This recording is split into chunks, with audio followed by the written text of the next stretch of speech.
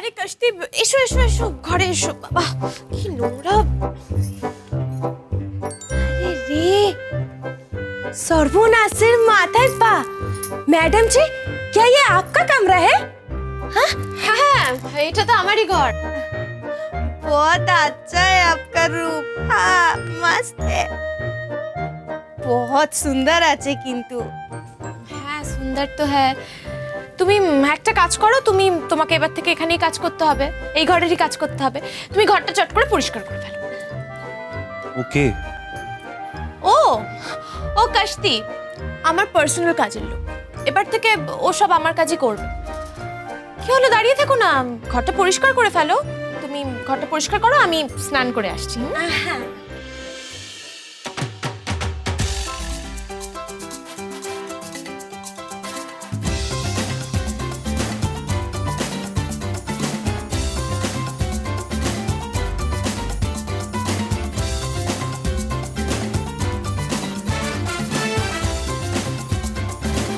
আরে এটা কি করলে? ফ্যান অফ করে দিলে কেন?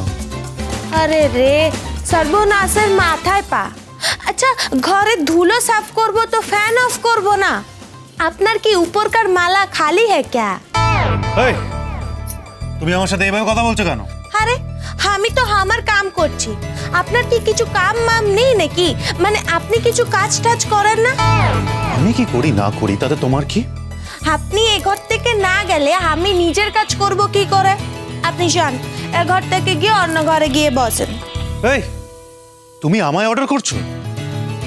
কাম অন সোম, তুমি ওকে কি বলছো এসব? আমি কি বললাম? এই মেয়েটা আমায় বললো এই ঘর থেকে বেরিয়ে যেতে। ঠিকই তো বলেছে। তুমি যদি এরকম ঘটের মতো সারাদিন ঘরের মধ্যে বসে থাকো তাহলে ও কাজ করবে কি করে সোম? लेकिन घर तो बहुत गंदा है, কতদিন সাফ করনি? সে তো মিনু চলে যাওয়ার পর থেকে তুমি বোধহয় একবার ওই ঘর ছাড় দাওনি, তাই না জাহ্নবী? কি? এই তুমি থামো তো, তুমি এখন এখান থেকে যাও তো, যাও। তুমি এই কাজের মেয়ের জন্য আমাকে ঘর থেকে চলে যেতে বলছো? হ্যাঁ বলছি সোম, কারণ তোমার মতো এরকম অকর্মণ্য স্বামী তো যেখানে সেখানেই পাওয়া যাবে না, কিন্তু কাশতির মতো এরকম এফিশিয়েন্ট কাজের লোক তো আর সবসময় পাওয়া যাবে না। জাহ্নবী, তুমি এই কাজের মেয়ের জন্য আমাকে এসব বলছো? বলছি কারণ তোমার বাড়ির লোকেরা তো আলাদা হয়ে গিয়ে দিব্যি মজাতেই আছে, সব কাজের লোকগুলোকেও নিয়ে নিয়েছে। এবার যদি কাশতিও চলে যায় তাহলে তো সব কাজ আমায় একা করতে হবে। আমি আর কতক্ষণ দাঁড়িয়ে থাকবো? অনেক টাইম হয়ে গেছে, আমার সিরিয়াল আরম্ভ হয়ে গেলে কিন্তু আমি আর কোনো কাজ করতে পারবো না, হ্যাঁ বলে দিলাম। ও বাবা রে সোম, তুমি তাহলে এখন যাও, ওকে কাজ করতে দাও প্লিজ। সোম যাও।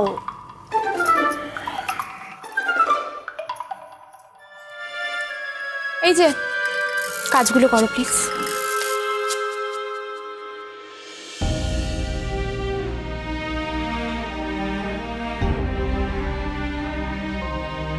মিনু, এই মিনু, তুই যে বলেছিলিস আমার বন্ধুদেরকে ছড়া শোনাবি, আমার সব বন্ধুরা চলে এসছে।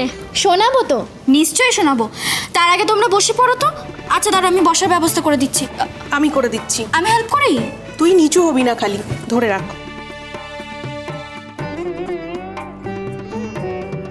বসো, সবাই বসে পড়ো, বসে পড়ো। খাবার চলে এসেছে। এই তো খাবারও এসে গেছে।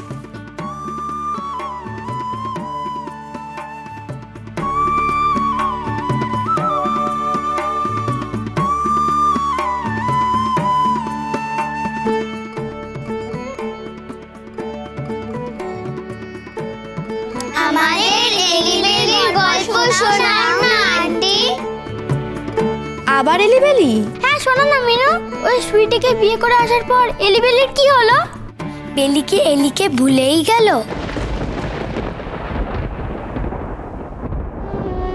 এলি একা, একটা বোকা, জীবন যুদ্ধে পেল ধোকা। কাঁদতে কাঁদতে এলি তখন জঙ্গলেতে এলো একা। জঙ্গলে? কোন জঙ্গলে? হাঁটতে হাঁটতে এলি বলে, বেলি তুমি কোথায় গেলে?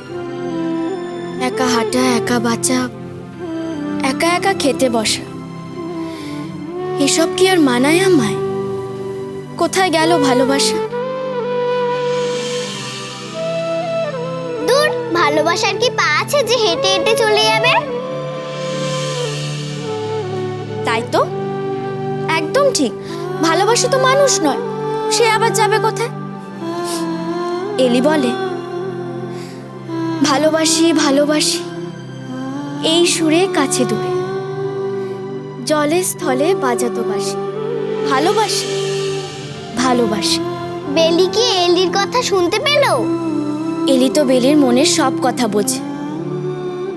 বেলির কষ্ট, বেলির ব্যথা, বেলির যত ব্যাকুলতা এলি জানে, এলি বোঝে। এলি এতেই সিদ্ধহস্ত। এই যে এখন থামের পাশে শুনছে বেলি এলির কথা, সে কথাও জানে এলি। বেলি আছে আড়ালেতে, কিন্তু সে যে মস্ত রাগী, তাই তো মুখে বন্ধ চাবি।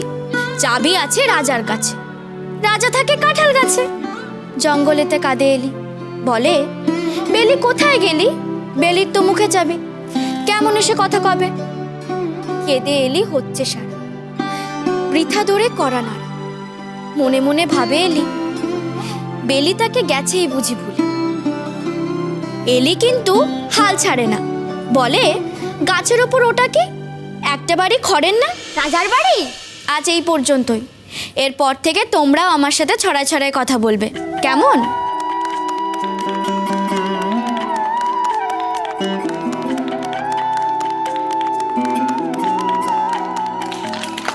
তোমাদের ভালো লেগেছে? খুব।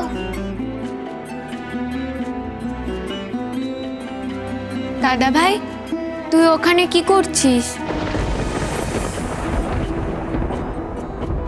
হ্যাঁ কি?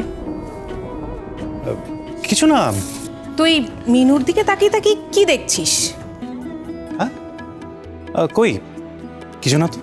দেখিস দাদা ভাই, অন্যদিকে তাকিয়ে হাঁটতে গিয়ে আবার আমাদের ভাগাভাগি লাইনটা ক্রস করে ফেলিস না।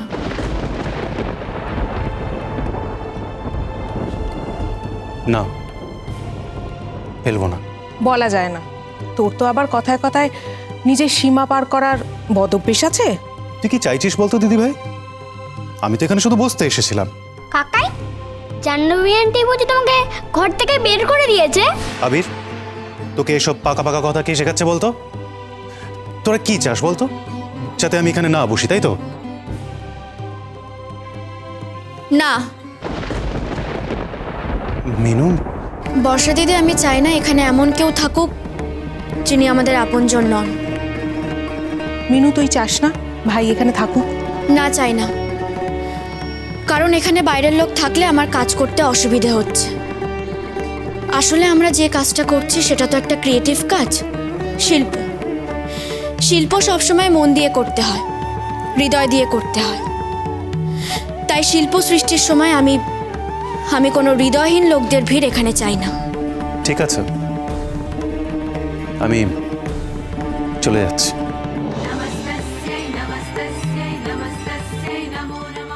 আমার সাথে এরকম করতে পারলে মিনু?